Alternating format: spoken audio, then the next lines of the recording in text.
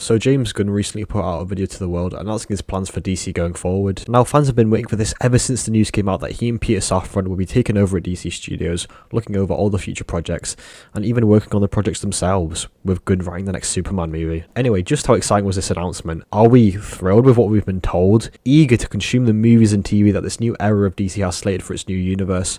Or was it underwhelming, unexciting, and is it just destined to be another failed reboot? Well, let's dissect this thing one by one and decide, shall we? So, let's talk about the announcement itself. I'm not gonna lie, I find it pretty funny that with the likes of Superman and Batman on the cards, you would open with the announcement of an animated show about a group of people that I definitely haven't heard of, the Creature Commandos. Starting off a brand new universe with an animated TV show? Like, you could have at least told us about the big names and left all of this animated stuff for later, because, you know, then the bigger DC fans get to enjoy these extra announcements like, oh, it's an animated show about this, oh, that's so cool. And then the lesser fans just get to see, like, Superman, Batman, and whatnot. But yeah, anyway, this first announcement starts somewhat of a trend in what comes up next. From what I know, and just by putting simple pieces together, a lot of heroes that includes people and creatures that all look different, and it's written by James Gunn. It sounds awfully familiar. Anyway, I'm not a huge DC comic fan, so I personally know nothing about this group, so I guess this is something that the bigger fans can get excited for. I will say, to be fair, that they do intend to bring the animated characters into live action, like into animation, into live action and whatnot. They're basically doing projects here and there that are animated, but they'll all be canon, and to that I say, yeah, I guess that's pretty cool. But I imagine that the action and fight sequences in real life won't be anywhere near as exciting as the animated ones, because, well, it's animation, you can do anything. Still, this show may be really good. I don't know. We'll have to wait and see. Anyway, moving on, we get Waller. A show about Waller? Alright, I don't know if I'm missing something here, but if they're rebooting the universe, then why are they doing a Peacemaker spin-off? Isn't Peacemaker canon to the current DCEU?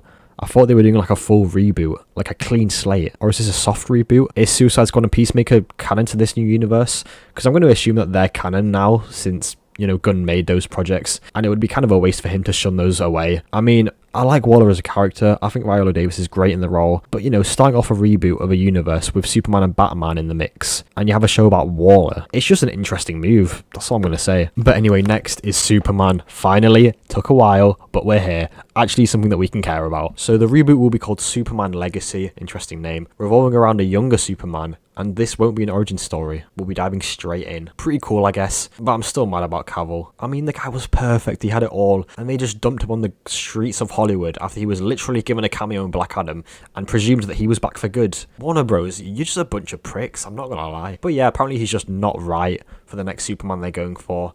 And I just really hope that when the film is released, we understand why they made this call. Because I'm sure that they could have at least worked around it and had Cavill back in the role. Like, come on. The guy was perfect. The thing is, him not returning is just made all the more worse after you find out that everyone else could potentially return as their character. Even fucking Ezra Miller is on the table to return as the Flash. So you find the guy that everyone actually wants, but you're willing to bring back everyone else, including Ezra Miller. Anyway, back to Superman. Rumours have been endlessly circulating since Cavill was let go, so who will be next in line to take on the role? And since it's a younger take on the character, all kinds of names have come up, but one that stood out a lot among fans was a relatively unknown actor, until now anyway, called Wolfgang Novogratz.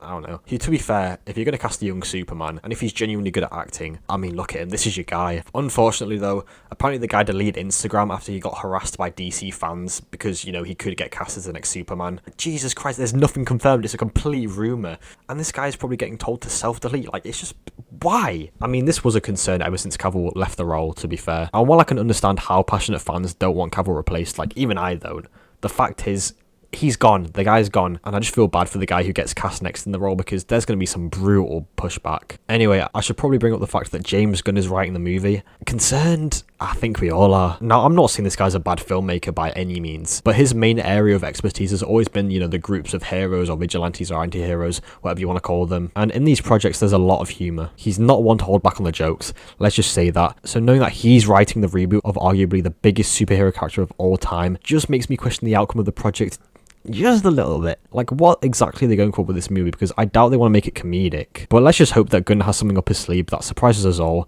and leaves us on our knees worshipping his takeover. Next announced is Lanterns, a TV show about not one, but two Green Lanterns, just to make up for the fact that the character was absent in the previous universe.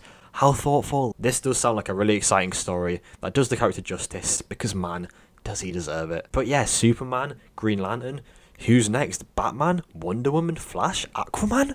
Oh god, I'm so excited. Oh, it's another TV show about another group of heroes.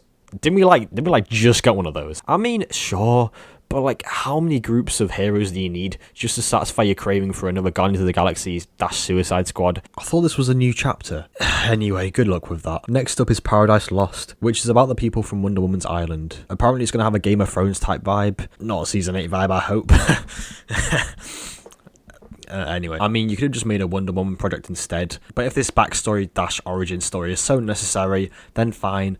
I'm probably not going to watch it, but sure. Next is Batman. This film will be called The Brave and the Bold, and centers around Batman with his son, Damian, who I guess will be his sidekick - Robin. Sounds cool. Interesting though how we're getting a younger Superman but an older Batman. Like, I'm not sure how I feel about that. I've got a feeling that on the big screen it will feel kind of odd. But anyway, I do trust that they can make a solid Batman now who actually gets a solid run and isn't just rebooted again. Oh, we're also getting a Batman sequel with Pattinson too. But obviously that's part of the separate universe thing going on. Still though, definitely going to see that film when it comes out, for sure. The next announcement is Booster Gold. And no clue who this is. Next up is Supergirl, Woman of Tomorrow. Now this Supergirl will be a very much damaged character who, rather than Superman who grew up on Earth, you know, with like a loving family, she lived on a block of Krypton where she saw pretty much everyone and everything she loved destroyed. So she won't be in the best headspace arriving on Earth. Now this could be really bad, could be great, but it is promising that she actually has gone through shit, because at least now she has challenges to overcome and isn't just some insert strong female character who's just perfect from the start. And to end this first phase of the new universe, what is it called, like Gods and Monsters or something like that, is Swamp Thing. Now, I'm pretty sure they were going to make something with this character in the original universe, but then it got cancelled. But yeah, I mean, I'm all for it. And if it's very much like a horror thriller vibe, then I imagine it'll be great. So, as for the new DCU, are we excited? Well, I will admit, I'm a bit concerned at just how many characters are being introduced. Like, we're getting two, you know, wannabe Suicide Squad Justice Leagues, and all of the people from Wonder Woman's home.